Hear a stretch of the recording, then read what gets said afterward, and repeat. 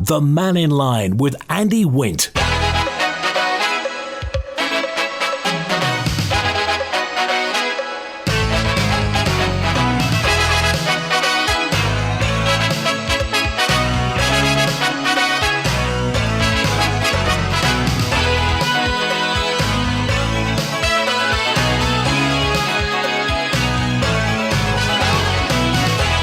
Pastor Mai, good afternoon. Hope you had a good weekend and welcome to Mannin Line this Monday lunchtime. The Monday before Christmas. Text 166177. WhatsApp, same number, 166177. Email studio@manxradio.com. Call 66 13 68. We've got a goat loose in St John's. I don't know about the wild goats of Doon lately. And apparently, we don't have that tidal wave of festive flu that they're getting across. Well, you could have fooled me from the past week. Anyway, or maybe it was just me. So if you're suffering with that festive flu at the moment, my sympathies go out to you. So any thoughts on the story we were talking about in the news today, this story about the former chair of the public sector says that previous reports lack good data and accountability. Tackling issues within government's staff force is practically impossible without data from the body that employs more than half of the public sector workers. Laurie Hooper has been lobbying for the Public Services Commission to release its annual reports for the last 3 years. Now, the Public Services Commission latest report is from 2020 to 2021. Rob Callister, MHK, has committed to publishing the outstanding document in the coming weeks. Any thoughts on the matter? Text, email, call and WhatsApp. And Peter's with us first today. Hello, Peter. Oh, hello, Andy. It's Peter Murcott here. Now, I rang up some time ago about a piece of legislation called the Safe Access Zones and Public Spaces Bill. Yes. And I went into some detail about it. Now, that bill was introduced last summer. I made inquiries in October whether there had been, and I think that was what the substance of my last call, was had there been a consultation on it? Well, I'd made inquiries at that particular point, and there hadn't. And my information that I was given was that a public consultation was being prepared, and that it would be going out in due course. Now, I have no idea what happened after that, and I'm trying to find out at the moment, but I can't get the answer before your Mannin Line. So I'm looking forward to the answer to that, whether they've had a consultation, because I see that the bill is having its second reading on the order paper tomorrow. Now, this is... It's tomorrow, is it? Yes. Now, so what I'm trying to find out, first of all, is between October and now, has there been a public consultation? Because I haven't heard about it, but that doesn't mean it hasn't happened. What were the results of the public consultation? And I'm hoping that somebody will actually raise those questions in the keys during the second reading. I did point out, and I'm not going to repeat all the points that I made before because it extends the time, and I don't think Mannin Line's the place to talk about details of bills because it holds up the programme. All that I can say is that there are some very, very substantial causes of concern for freedom of movement and freedom of speech. The one, and there are many, and it really needs a public presentation on it.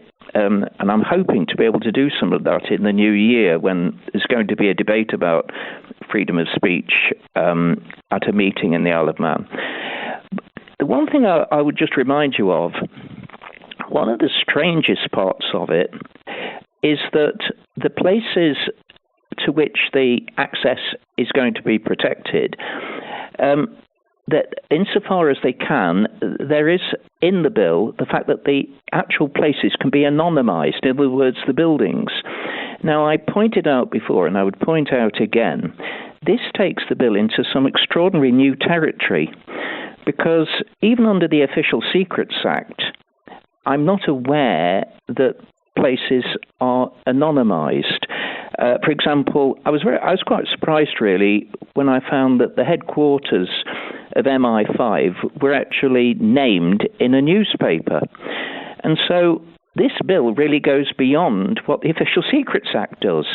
And the root problem all the way along, and this is the way I can condense it down to manageable form for this call, is there is a decided lack of evidence of the need for this bill, not to count some of the very troublesome clauses that it's got in it.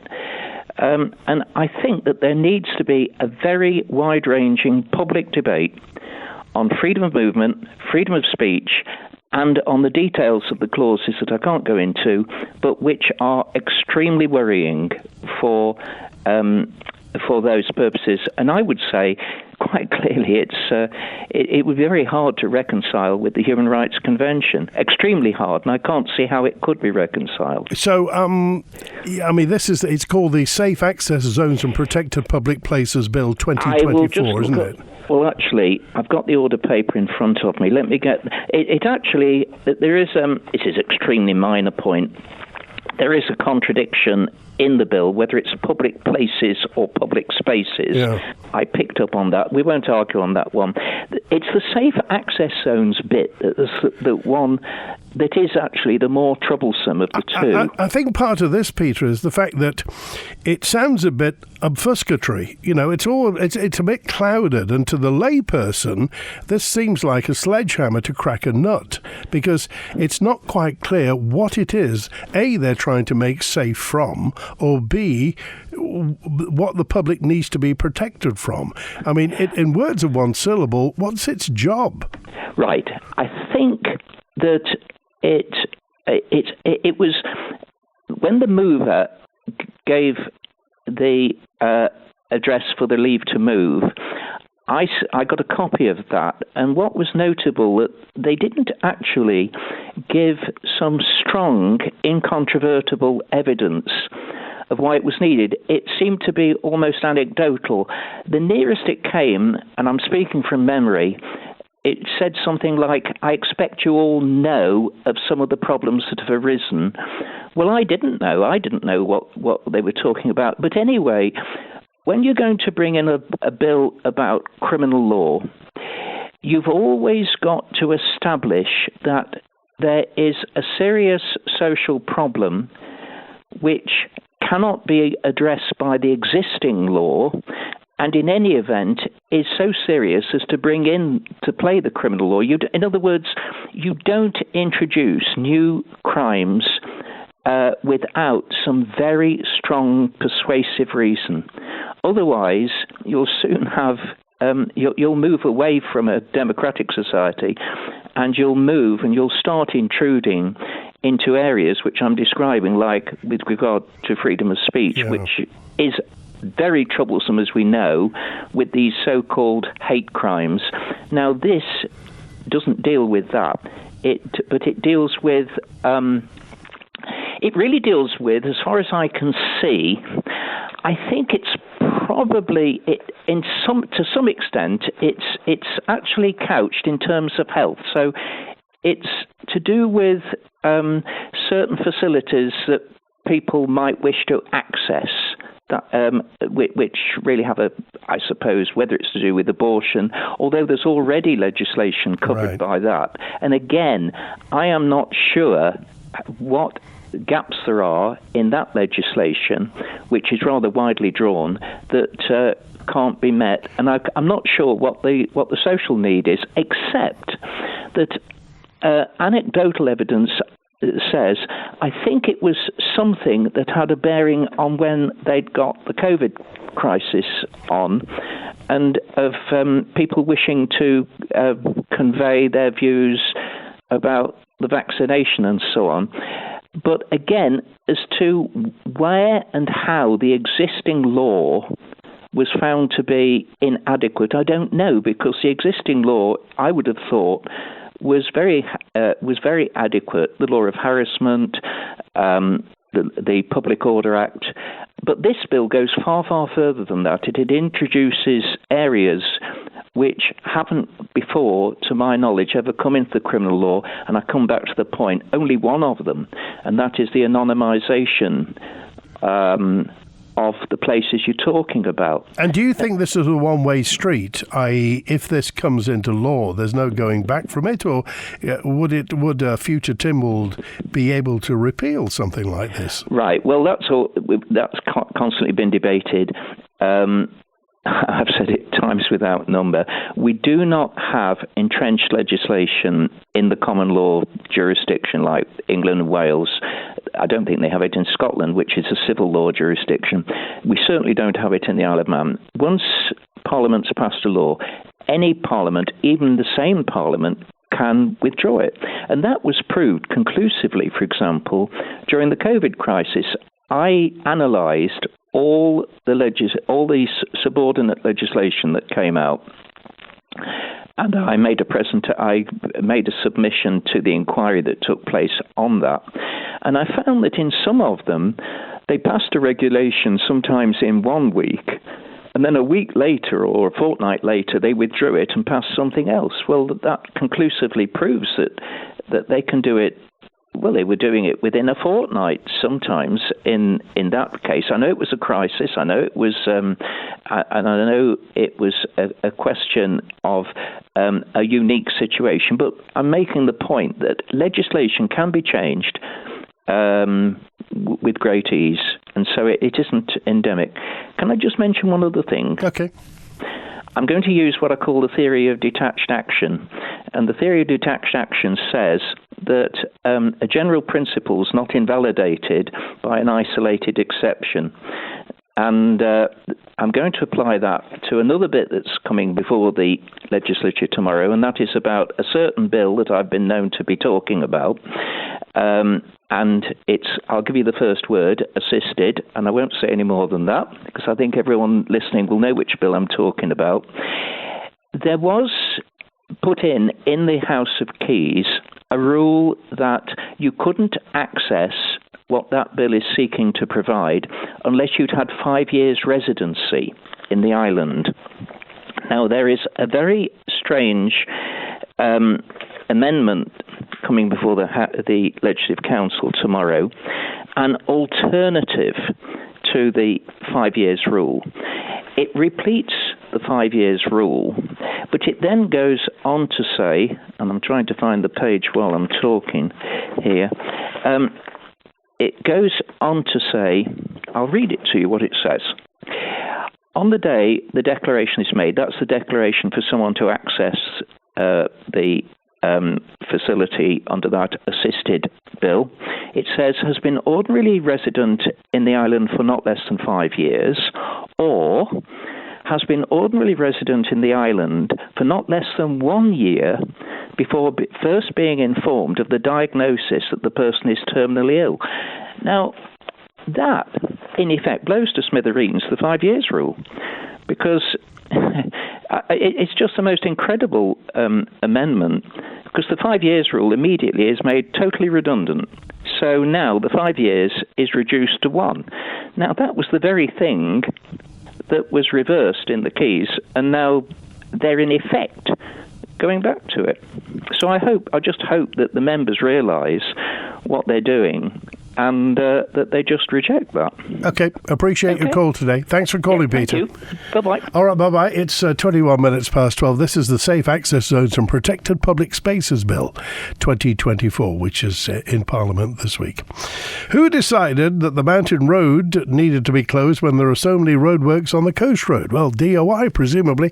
The Mountain Road's closed until 4:30 today and tomorrow, 9:30 to 4:30 p.m. for surveying work. It's closed between the Bellypot Road, the Brandywell Turn and the Cregna Bar, so just be aware of that. Regarding let's have a look here. The wild goats at Doon aren't a new thing, said Alan. There have been wild goats at the Doon and Bulgham for over 50 years, and in recent years they've roamed as far as Laxey Harbour area. Well, wasn't there one photographed on the Crazy Golf at Onken recently. They go, well, there's only one solution to it, presumably. And Nigel dropped a note in regarding the goats. It's Doon Balti, says Nigel. It's David. The last civil service pay rise, which wasn't long ago, the MHKs, did they receive the pay rise because they're tied to the civil service? And was it backdated? And how much are they on now? A year? Also, electric vehicles, you ring any breaker's yard here and they will not touch them. Too many rules and regulations. Apparently the batteries have got to be buried in a metal container under the ground or sunk in water. The vehicles have to be sunk in water because they horrendously go on fire. The batteries, if you upset them or disturb them, but like explosive type things. The government's got these vehicles and they're trying to get us all to have them, but they're shipping them away. They're asking the steam packet for a price to ship them away, and also Mezzerone are shipping away these electric vehicles. Why are we being forced to go for electric when we can't get rid of them when we finish with them? Someone has to pay for them to go.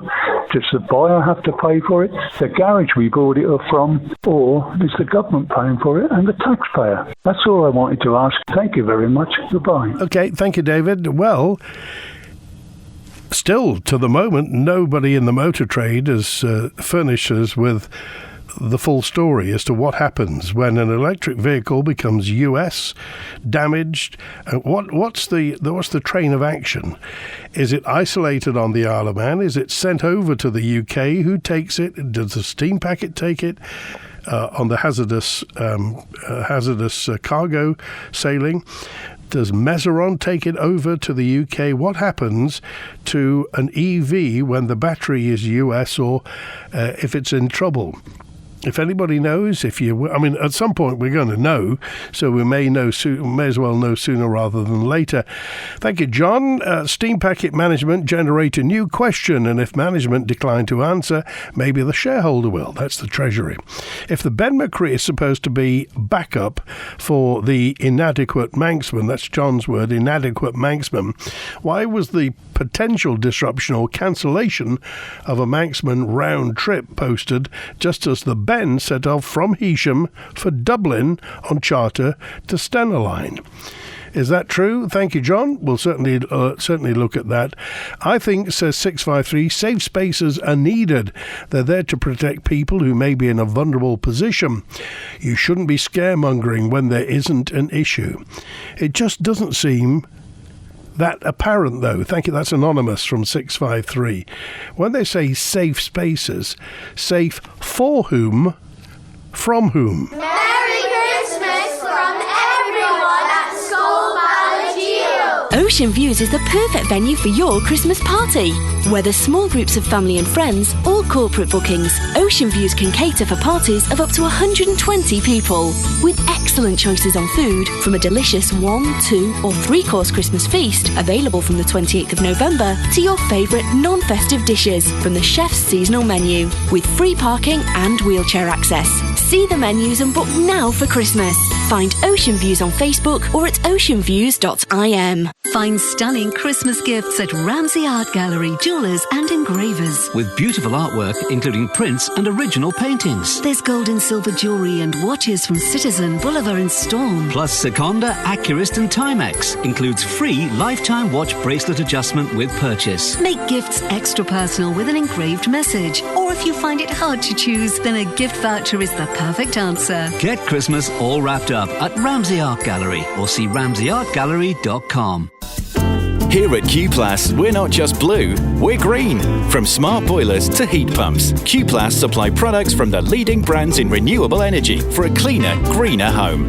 So call into Q Plus on Snugborough Trading Estate, the island's largest independent plumbing and heating merchants for trade and retail.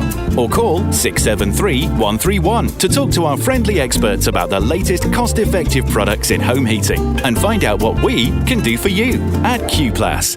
New builds, renovations, home improvements, commercial and civil engineering projects. Come to the local, long-established building company you can trust. Darrell Blake Construction. Well respected, with over 20 years' experience. Darrell Blake Construction can handle any project, from planning to completion, with a professional yet approachable way of working. For your free estimate, call 435 409 or visit on Facebook to view a wide range of work.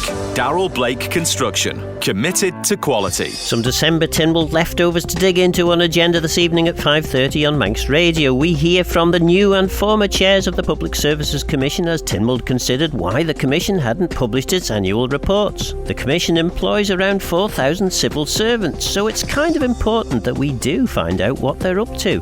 We also hear opposing views on Stu Peters' attempt to persuade government to review its net zero targets and budgets. Is it just virtue signalling from Tynwald, or will we actually see our energy bills reducing? I'd buy a big coat if I were you. The Mannin Line with Andy Wint. 27 minutes past 12. Got a note in now. This may be skeet. I don't know. We'll certainly try and find out. I've been told that the DOI electric fleet of vehicles at Ellerslie are currently being charged on a diesel generator. It's apparently they don't have the facilities to charge their EVs at Ellerslie. And apparently the electric vehicles are queuing up, waiting to be charged, which doesn't say much for productivity. And if it's true, of course, as says this correspondent, it makes a mockery of the government's green credentials. Diesel electric generators are typically only 40% efficient. So we'll try and find out whether or not the government's EV fleet at Ellerslie is being charged up via a diesel generator. Text, email, call and WhatsApp. By the way, we've contacted Stena Line to see whether the Ben McCree is definitely with Stena Line heading to Dublin, because obviously the Ben McCree has been filling in while the Manxman has been on sabbatical, shall we say, on meteorological sabbatical recently, and maybe tomorrow night as well if the gales persist. Now, Julian's on now. Hi, Julian.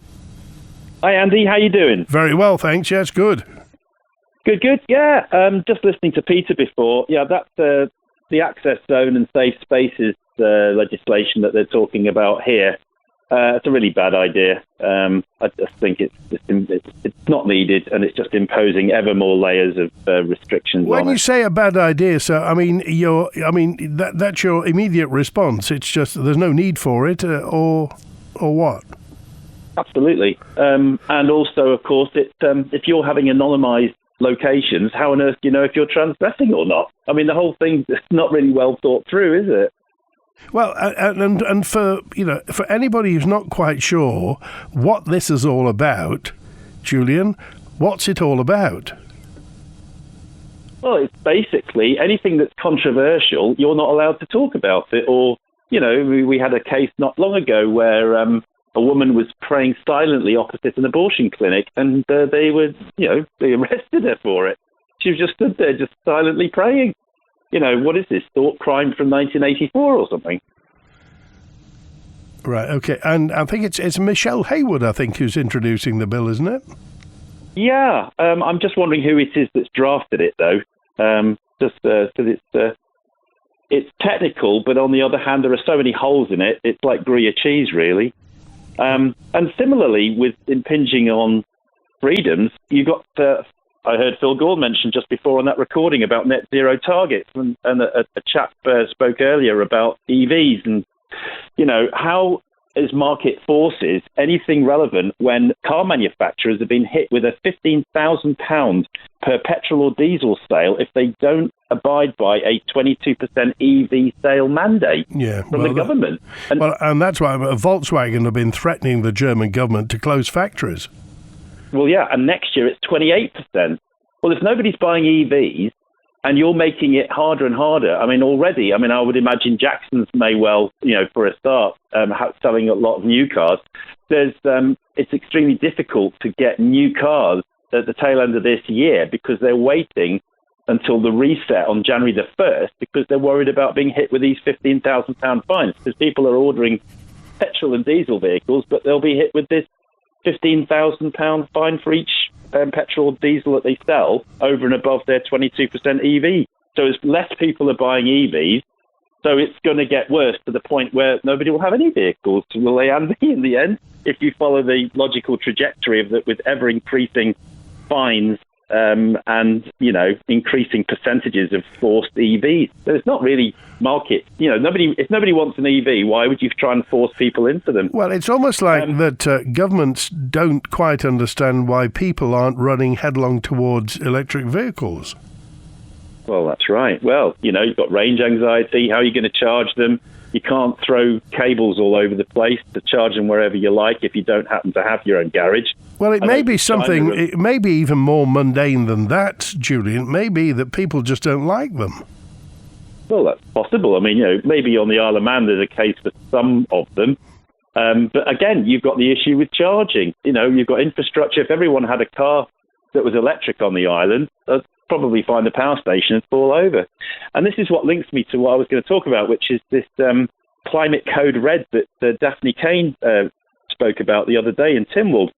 I think this is a reference to a book from 2008 called Climate Code Red, The Case for Emergency Action, co-written by David Spratt, who interestingly co-founded the Carbon Equity Company, which advocates personal carbon allowances to reduce carbon emissions.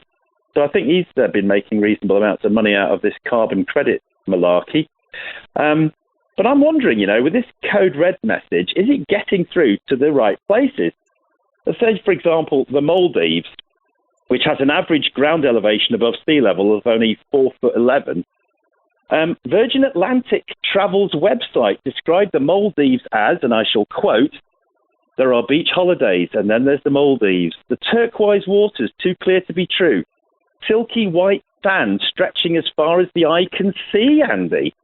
Well, silky white sand stretching as far as the eye can see doesn't sound too much like Code Red rising sea levels. Is this misinformation from Virgin Atlantic? British Airways describes the Maldives as wreathed in coral reefs and everlasting white sand so fine it pours through your hands like milk.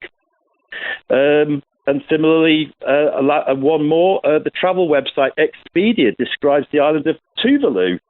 The highest point on Tuvalu is 4.6 metres, although they have said that the landmass has increased by 3 millimetres over the last 40 years, as having pristine white sandy beaches and the chance to snorkel amongst vibrant, pristine coral reefs. Now, I find that interesting, that last bit, because seatemperature.org is saying that Tuvalu's sea temperature is 1.6 degrees warmer than the Great Barrier Reef, which is interesting. Well, we'll see. I think I've mentioned before the fact that terms like emergency and crisis have been used and used again, and the issue is that it's like the little boy that cries wolf. If you say there's a crisis and nothing happens, people tend to judge you by experience. So quite what the crisis means, and maybe the people who say these things have a greater overarching view of the world than we do. Maybe they're a lot more intelligent than you or I. But the problem is that sort of view doesn't really cut through in places like India or China, two of the worst polluters in the world. Yeah.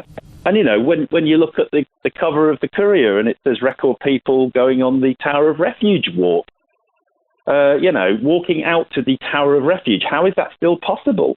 You know, just Isle of Man alone, how are we still doing that with all this Code Red climate sea level rises, despite the fact that the IPCC's own proper long-form report said that there was no indication of sea level rising being caused by climate change, which is another interesting thing.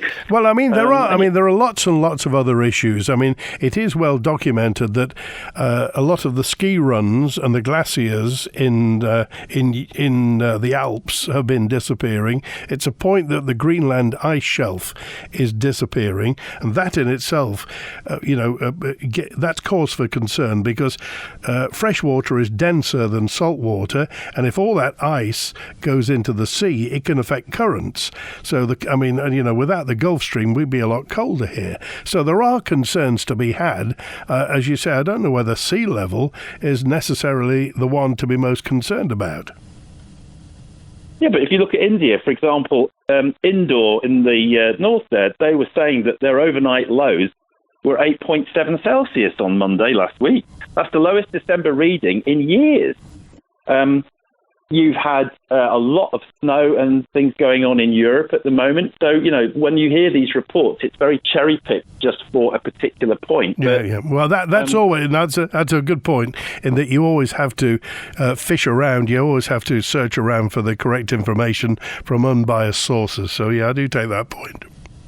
Yeah, and then you've got similar, like, for example, Tuvalu. It was mentioned in the news that they were having some king tides. But what people are not realizing is that if you look at, say, the history of the Maldives or Tuvalu, these coral reefs, when you have storms, it throws broken pieces of coral up onto the top above the natural tidal level. So they're kind of self-sustaining. So what happens when you go, say, for example, Tuvalu, in 1971, the population was 5,800. It's now 12,000, so it's more than doubled its population. And what they're doing is, because it's so far away from everything, they're skimming off all the coral debris to use in construction. They're also paving over areas where fresh rainwater would normally percolate in. So if you start having rainwater running straight in the sea instead of percolating into the land, I think the current... it's only 10 square miles, that island, so its population density is over 3 times the Isle of Man. Yeah. So you've got a hell of a lot more people flushing toilets, for example, effluent into the sea. So if the localized sea levels are rising simply from the fact that they're changing the way that nature would normally... the Tuvalu and the Maldives have been around for thousands of years, and the sea level has risen over 130 meters.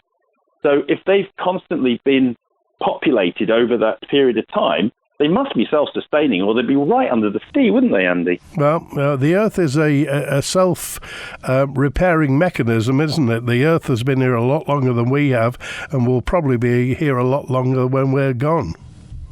Absolutely. Okay. Yeah. All right. Appreciate it, Julian. Thanks, Andy. Cheers. Good to hear from you.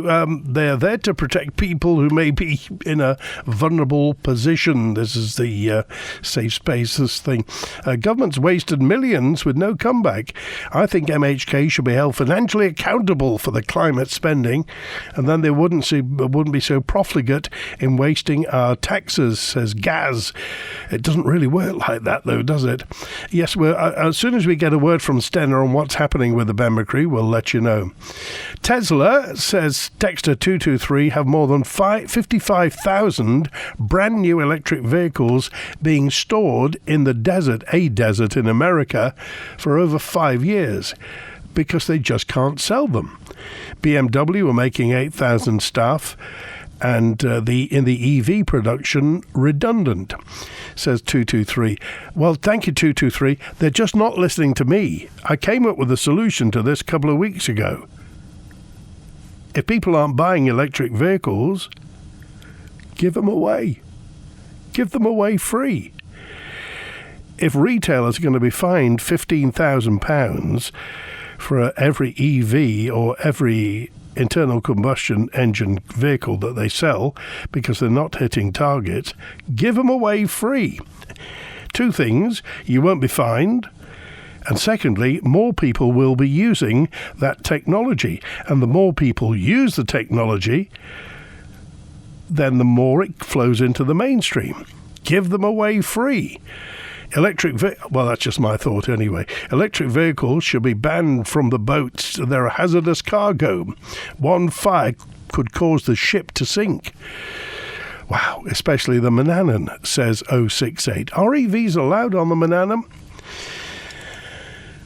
There is a government department parking their EVs up and down the old Litz meat plant. Send a reporter down there, says 223. Well, 223, do us a favour, send me a photo. Take a few photos, send them, email them in to manninline@manxradio.com. Now, says James, the Safe Access Bill states that it is that It's for the DHSC, and protected services in that Act are healthcare services, medical research, innovative medical treatments, scientific research, regulated procedures, vaccination and inoculation services, any other activity prescribed in regulations made by the department, and the provision of information, advice or counselling relating to such services. A protected person is anybody attending a protected premises to access services provided there or working there. The Act makes it an offence to influence, prevent, threaten, intimidate or harass the services at a protected premises, says James. Appreciate your thoughts. Appreciate that insight, James. Rob Callister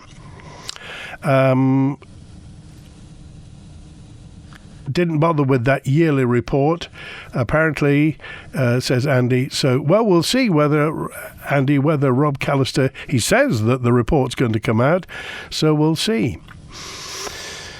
Did you know that Ellerslie area is the island's Area 51? A great place to hide expensive mistakes. Is it true that government's EV vehicles are being charged by diesel generator at Ellerslie? I wonder. The Mannin Line. Daily interaction, debate and exchange of ideas. Broadcast on Manx Radio. Hello, this is Doug Farragher. In conjunction with Manx Radio, I'd like to invite you to join us and learn something about our native Gaelic tongue, the language of man. Merry Christmas from everyone at Manor Park School. Look forward to a cleaner, greener future by switching to gas with Isle of Man Energy. You'll get a future fuel-ready smart boiler with smart controls and 10 years servicing included. And on top of reducing your local carbon emissions with a state-of-the-art boiler and cleaner fuel, Isle of Man Energy will remove that dirty old oil tank, all from just £25.20 per month. Think greener and find out more today. Visit isleofmanenergy.im and click Switch to Gas. When you need a fitting memorial or headstone for a loved one, contact Manx Memorials in Peel. This long-standing family-run Manx company offer a wide range of granite and marble headstones and memorials, along with an island-wide inscription and renovation service. Manx Memorials skilled professionals will take the time to help you choose a suitable memorial, and we're proud to say we'll beat other local quotes. Call 843-861 or email matthew@manxmemorials.co.uk. Spectrum Windows. If your house needs a new look and your windows let in rain, keep those cold breezes out and make it look like new again. Spectrum Windows, Spectrum Windows. Quality through and through. Great work guaranteed to you. Spectrum Windows, Spectrum Windows. Spectrum Windows. The winning is now well underway on Manx Radio's 12 Days of Christmas. And we still have lots of other goodies under the tree that could be yours between now and Christmas Eve, including £100 to spend at the Forge, an overnight stay at the Welbeck Hotel, and a Google Nest thermostat from KPMG. All you need to do is listen for your cue to call and join us live on the air to answer a simple seasonal question. Manx Radio's 12 Days of Christmas. Brought to you by SpectrumWindows.im. Keep listening for your chance to win this festive season. The Mannin Line with Andy Wint. Hey, Faster Mai, good afternoon. It's Monday. We're in our 60th anniversary year. We won't be doing this next year. I'm going to miss it. Many famous people have resided on the Isle of Man over the years. And the most memorable, of course, must be Sir Norman Wisdom. So after Mannin Line today, we got an archive interview where John Moss talked to Norman Wisdom after Mannin Line today. And Tony B is with us. Hi, Tony. Hi, Andy. How are you? Very good, thanks. What about yourself? Oh, I'm just starting to give up. A couple of questions. We at last seem to have an agreement with everybody that the boat is not the right boat. But the steam packet doesn't say anything about anything. It just keeps changing its sailings, no explanation. It decides to get rid of the Ben McCree, when effectively that's the only thing that will be able to replace the Manxman if and when it has a problem, which it will. What I can't understand, Tony, is when they talk about Heysham and tidal conditions. Now, is this because it seems that Heysham's in a permanent state of being dredged by somebody, and we don't know who's paying for that, by the way, whether it's the Peel Group, because they bought the port, whether they pay for it or the users pay for it to be dredged. So is it, if they just say to us, look, spring tides, it's going to be trouble because of Heysham. But at the moment, it's suck it and see, isn't it? Well, basically, they just don't respond to anything, do they, if you think about it? Every question you ask, it's just stony wall of silence. And then when you question something, why did you run into the number one dock over there and destroy the normal berthing place, and we now have to bus everybody off the bloody boat and onto the boat? No mention of that. They didn't put out that, it had a small accident, it ran into the dockside. No, it ran into the actual lift, the berthing area. The ramp is what it ran into, and according to the people in Heysham, it's damaged it, and we'll have to pay for repairing it. That means the steam packet, that means us. But nobody comes out from the steam packet and says, we got insurance to cover this. And their explanation is, there's a big gust of wind. Well, welcome to the real world. It's just appalling. I don't have a problem if they've got something wrong with the boat or they've got something wrong with something. Tell people.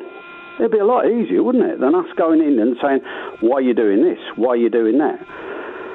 You've been told over and over again, it's the correct boat, it's the right one. No, whenever anything goes wrong, the moment we ask any sort of question, I can tell you it's the first response of any PR department. They say, our first priority is passenger safety.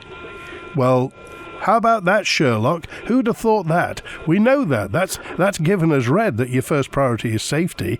But then again, what's the real problem? Well, if their first priority is safety, why did they have an escape system that has to cut the number of people you can carry on the vessel in half, because you can't get everybody in to that escape system unless you have half the side, because it's got to go on the leeward side. So that just doesn't hold water, any of it.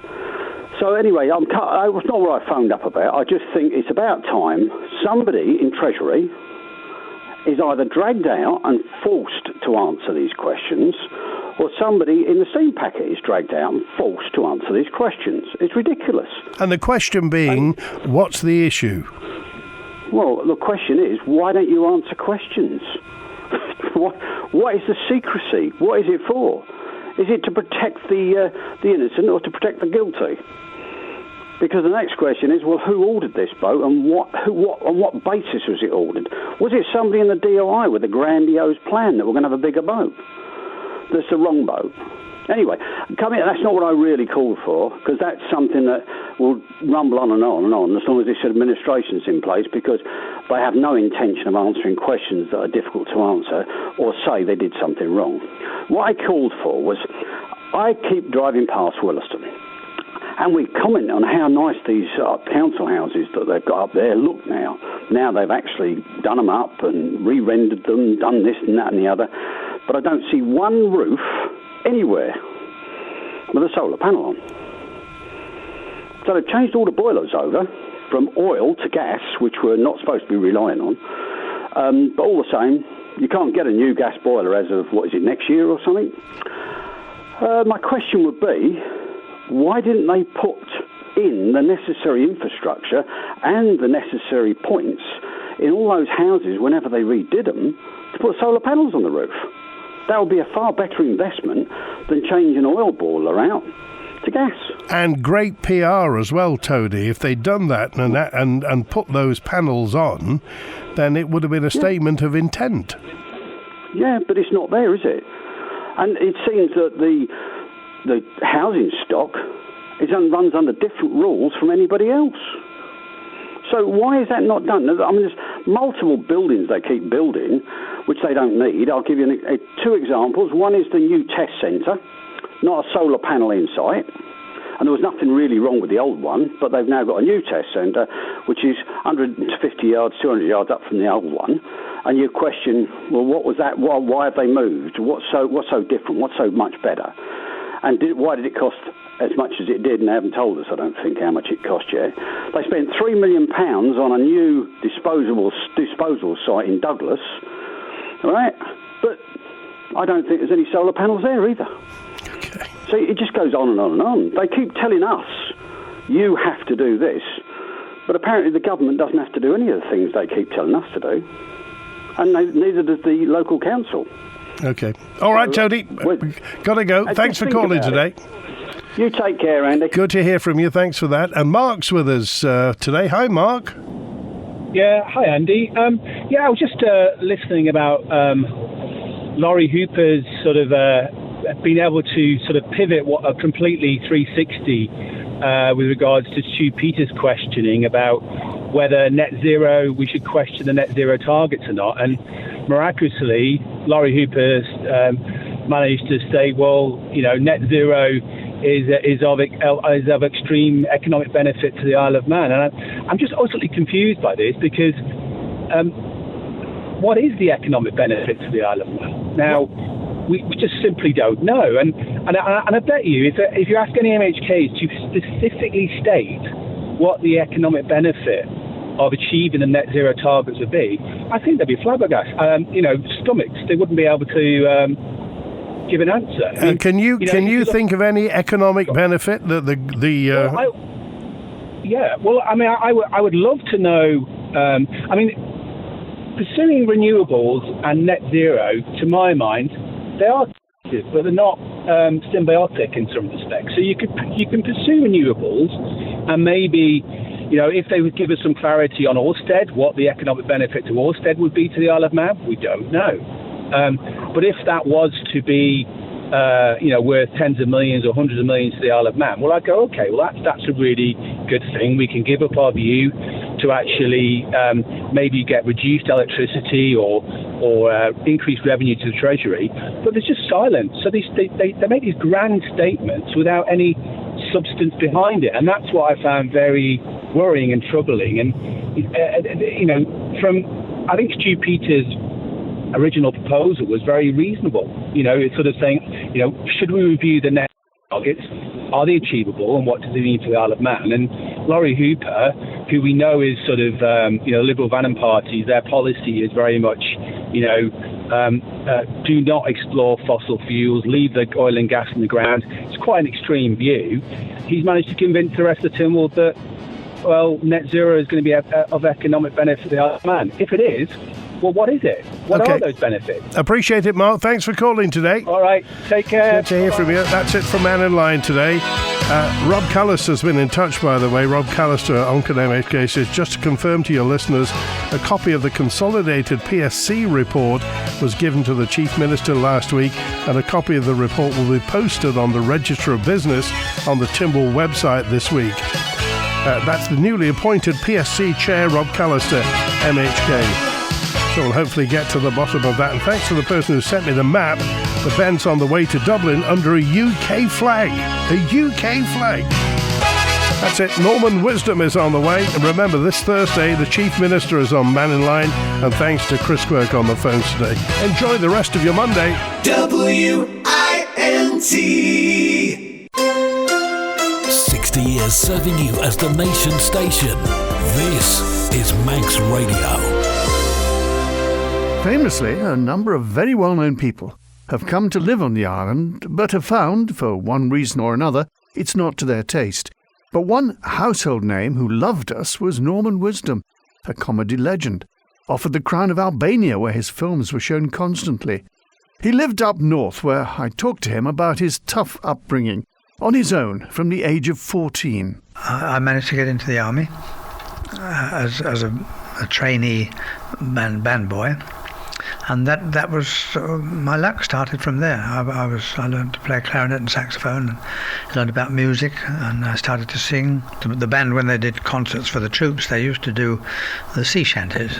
And I went to the bandmaster one day and I said, "Excuse me, sir, why is it nobody sings the solos?" He said, "We haven't got anybody who can sing, Wisdom."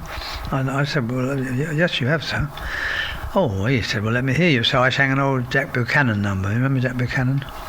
You must say yes to Mr. Brown, no more or less to Mr. Brown. And he said, all right. So the very next concert in front of the troops, I was put in front. I was playing clarinet in the front line, and then go in and sing in the sea shanties. Hey, hey, jiggy jig in a jaunting car, or you must done my Liza Lee, you marry me. I used to sing better than that.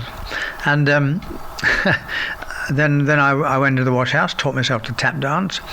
And about a couple of months later, I went to the bandmaster and said, "Excuse me, sir, what would it be like if somebody did a tap dance in front of the troops?" He said, "Don't tell me, Wisdom." I said, "Yes, sir."